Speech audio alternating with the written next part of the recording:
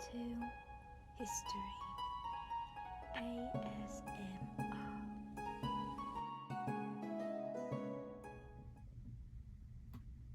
Hello everybody. I appreciate your continued interest in my channel, Sleep into History ASMR. At the end of the video, I'm going to talk about what we're going to do for the next couple weeks on this channel. I think you're going to find it rather interesting, so please stay tuned. And if you can't stay tuned, hope you're having a good night's sleep. So in our last video, I took you through, as I said, about 20,000 years of Native American history prior to the arrival of Columbus. I briefly mentioned the Vikings, and I wanted to devote a more lengthy video to talk about the Vikings and their exploration of America. And of course, due to the popularity of Norse mythology in the Marvel movies, and also a recent Viking TV series, we've seen a huge interest in the mythology and culture of Vikings. But there is a fantastic historical narrative of what really happened with the Vikings, especially the journey that they took, and then the colonization of America that they attempted, which is my primary focus in this video. But first, before we get into those details, I'm going to give you a little bit of background concerning the Vikings and the so-called Viking Age. So the Viking Age lasted before 800 AD until about 1066. So of course the general narrative about the Vikings is one of being marauders that would attack villages and pillage and plunder them. There would be some truth to that, but that reputation has mainly been written into history by many sources that were under occupation by the Vikings, such as British type sources. But I will say that modern sources based on archaeology have presented them as much more civilized. But apart from that, they brought art forms and settlers to the areas that they went to, and they did a lot of assimilation into other cultures as well. Their literary poetry and their Viking sagas presented something truly beautiful, though, for a civilization that had a bit of a brute reputation. The technology that they had as shipbuilders was absolutely unmatched compared to any other European civilization at the time, and they traveled farther north and farther west all the way to the other side of the world than any other civilization. And this will be our primary focus here. But before that, I do want to briefly touch on the shorter voyages and also the different conquering that they did. So starting in about 793, up here in Norway,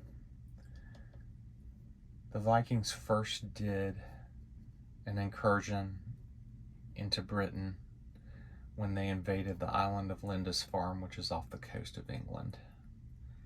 And that was just going to be the one of many incursions that happened of the Vikings into Great Britain, which of course, at that time, Great Britain consisted of several smaller kingdoms such as Northumberland, Mercia, I believe Essex was another one. But York was captured. That was, I would say, that was probably one of the biggest early things that they captured. They also, you can kind of see by this little green lined area here, you can start to see some of the areas that they were able to conquer, and Scotland was one of them. There were also incursions into Ireland, as you can see here. They took over the Isle of Man, which I'm pointing to right now as a little island here. All the little Hebrides Islands, which are based off the coast of Scotland. And you can also see a lot more down here was taken over as well. And then also Wales over here had some areas that had some incursions. And I mention all these incursions because they're more central to the time that we're leading up to. And also I want to note that there are many other places that the Vikings went, such as the Baltics over here, and even into Russia some. So now I would like to transition to the era of exploration. So around 800 began the exploration of the Vikings of the Shetland Islands, and then the eventual colonization of that area as well. And that was in about 800 AD. But then about 860, they continued heading west in these little islands here. It's a little island chain called the Faroe Islands. That was also the next step that they took. But of even more of a major importance was a Gerar Swarson, who was an explorer that was based out of Sweden. He was the first to actually circumnavigate the island of Iceland. And there have been several stories of others that had come to Iceland previously, but this one was a more major one and had bigger waves because he was able to circumnavigate. And he also spent the winter there in Iceland, and then he would return to Scandinavia. Swarson would return to Scandinavia, that is. And this was actually the first of many visits by the Norsemen to Iceland, and also some colonization as well. And at this point, the colonization of Iceland, it went on for about another century, and then longer after that. But to the point that we're trying to get up to, it was about 100 years later. There was a man who was in Norway, and he had a murder indictment that he was trying to avoid. So his name is Eric the Red, and you may have heard of him. He's probably one of the most famous Vikings, but he left his home in Norway and then came over to Iceland. But while he was headed to Iceland, this was never intended to be his ultimate destination, because there had been many stories that he had heard of a land much farther to the west that had been sighted. So, located over here. So, Eric got ready to leave Iceland in 985, and he started recruiting people. And he decided, in order to recruit people to go with him on this journey and this possible colonization, he would call the land Greenland. So this was the first point in history where this land had been called Greenland. There have been some other names for it that, you know, from other people that had been there, but this became the name that ended up sticking. So obviously calling it Greenland helped him to recruit more people to go with him, and it actually was a very wise move, because in the summer of 985, out of Iceland, there were 25 ships that were full of settlers, and they left bound for Greenland. And these colonists first came to this point of Greenland, and then also another part of Greenland that was settled was also on the western side. And the reason why they went to the western side instead of the eastern side, and you can kind of see on the map here the distinction between the two areas, because the western side of Greenland is a little bit different in its landscape than the eastern side. The eastern side is actually ice locked for most of the year, and the western side not so much, and it has these little fjords that really would make somebody from Norway feel quite at home, because they're really used to dealing with that type of landscape. So these settlements over here on the western part of Greenland, they had their challenges. There were some attacks that were made by Inuit people. For the next 3 centuries, that would actually happen as well. And then later, even later, there would end up being some climate change that would happen, which led to more cooling of this side of Greenland, and then an eventual decline of the whole civilization in Greenland. But that would come much later. But before that would happen, there would be some stability in these settlements in Greenland, which would end up leading to one of the most important chapters in the history of the Vikings, which is the reason we're here, and that would be the discovery of America. So, around the time that Eric the Red was starting to colonize Greenland, there was another man, and this is an interesting character. His name is Bjarni Herjolfsson, and I hope I pronounced that right. So anyone that's Norwegian or Swedish or has Scandinavian ancestry, please correct me if I did not pronounce that. I think I did make an effort to try to make sure it was right, but once again, correct me if I'm wrong. But Bjarni Herjolfsson wanted to go to Greenland in order to join some family who had immigrated there with Eric the Red. Bjarni was not knowledgeable, though, at all of navigation. All he knew is he was supposed to sail west with the idea that he would run smack dab into Greenland with all its fjords and mountain ranges and everything. So he knew that he could just sail west and get there, or so he thought.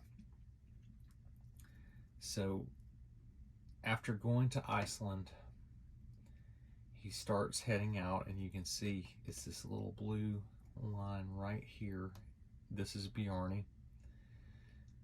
So he starts on this path and ends up running into some fog and heavy winds.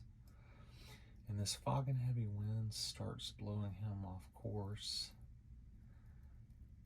all the way through here, well south of Greenland on the North Atlantic. So he misses Greenland entirely. And so for days on end, the winds and the currents continued pushing him to the south and to the east. But oddly, as he's going this way, he runs up into some land eventually, and he expected that land to be a land of mountains and fjords, because he thought he would be at Greenland. But it was totally different than what his expectation was. It was actually a land that had a bunch of forest and low hills. And you can see right over here, the land that he saw was actually modern day Labrador. So he gets there, and his crew says, okay, let's go here, let's put our ships in here, and let's rest for a while, let's get some food. But Bjarni says, no, we're not doing that. He decides, I'm trying to get to Greenland. I want to be at Greenland. So he bears north, and then eventually bears east and gets right back to Greenland. So after bearing east, which happens like after about this point right here, it takes him about 4 days to get back to Greenland, because the current that existed there pushed him straight into it. So he was actually had some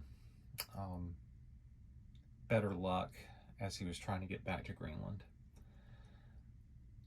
So he gets there, and goes on to live his best life. About 15 years later, all these stories of Bjarni and this land way over here to the east had circulated among the Vikings. And Eric the Red's son, by the name of Leif Erikson, had heard all these stories. So about the year 1000, by this point, Leif Erikson gets together a group to depart Greenland. And it's a crew of about 25 men.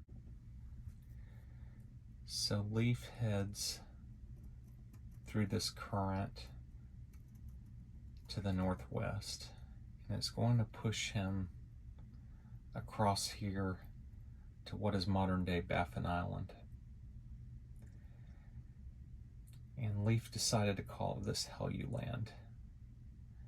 And then, after discovering this land and stopping here to rest, eventually he continued on a journey south to what is modern-day Labrador. And Leif called this land Markland, or Land of Woods.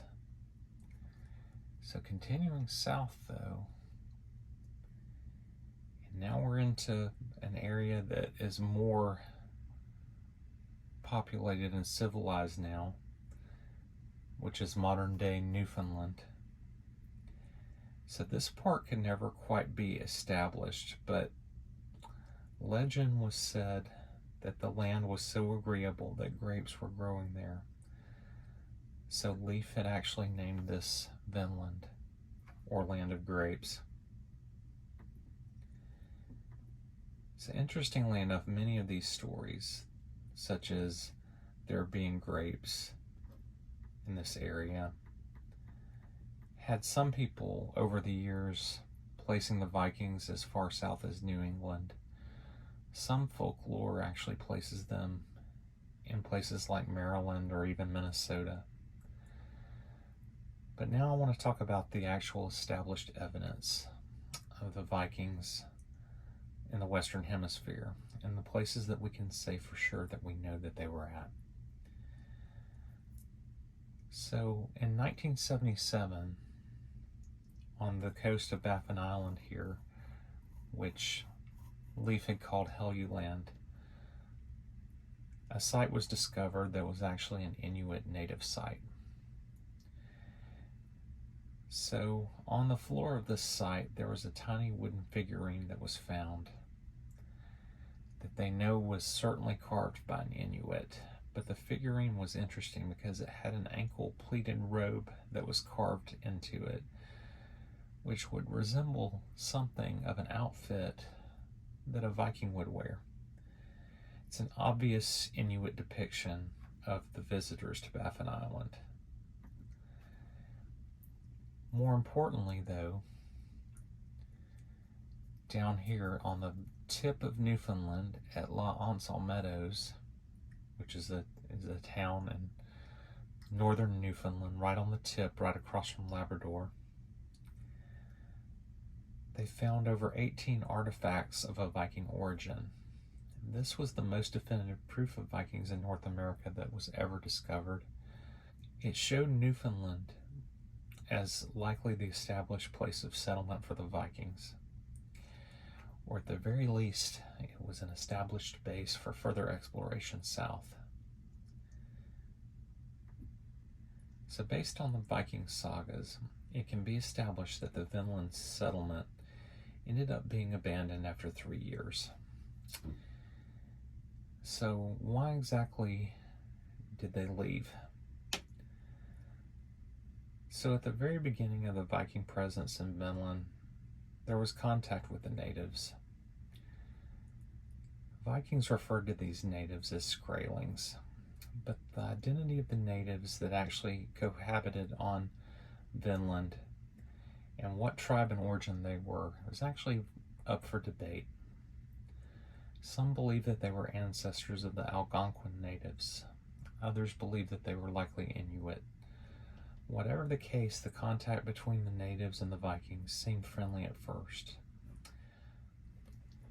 So the natives here in Vinland traded their furs and their pelts for milk. But over time, it is likely the natives felt that the Vikings were exploiting them.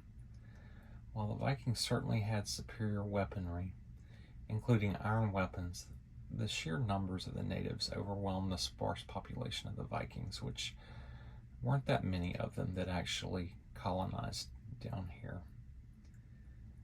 Also, it's worth noting that these were not the same Vikings that invaded England. These weren't the mighty pillaging and plundering armies of old. Mostly these were just settlers that were looking for a better life. But unlike many other attempts at European colonization that were successful, this one did not last. And then the Vikings returned to Greenland. As for the Viking Age in Europe, it would continue on for years. More though in the form of being assimilated into other cultures, including that of the Normans, who assimilated into France, and then eventually conquered England. But that is a story for another time.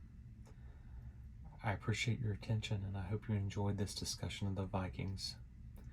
Next week I will be posting a long video that will be a compilation of my previous conquistador videos. I've seen other people that do ASMR combine several like videos, and I personally always enjoy these compilations as they are even longer form. And this one's going to be about 2 hours long. So hopefully I'm giving the viewer an even longer stretch to fall asleep than usual. The next long form video that I'm going to release after that, I will drop a day early on October 10th. Of course, the significance of that will be that it will be Columbus Day. It will be a presentation of his 5 voyages and some discussion of what that voyage meant to the tragic end of one civilization in America and the dawn of another in America. I hope you can join me. Thank you.